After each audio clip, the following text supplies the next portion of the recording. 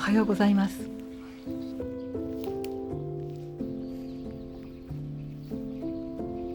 4月10日に発売された60歳からの生き方図鑑で51名の女性たちの中に私のインタビューも掲載されています。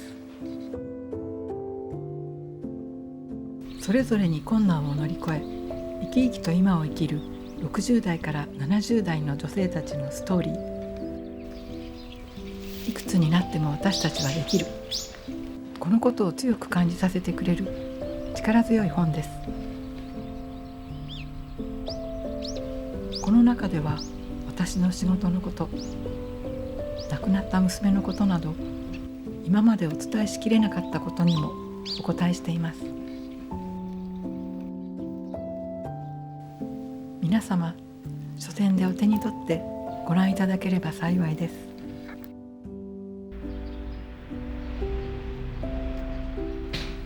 現在はこの古民家で夫と次男と3人暮らしをしています。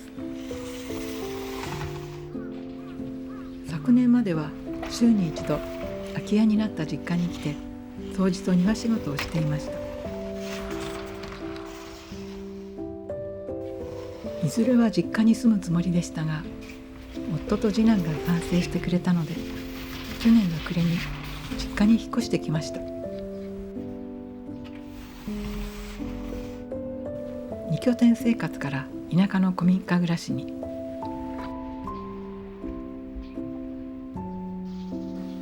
今は日常となった庭仕事や掃き掃除、新しく始まった畑仕事などを通じて何でもない普段着の暮らしとその楽しさをお届けしようと思っています。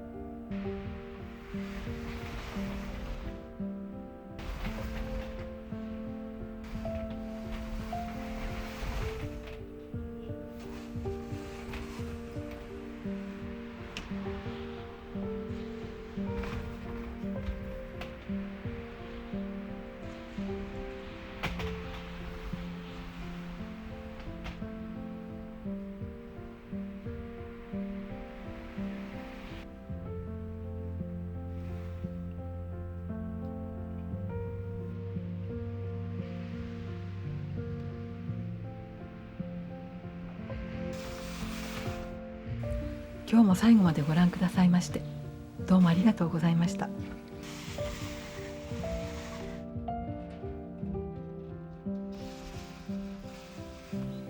また来週お会いしましょう。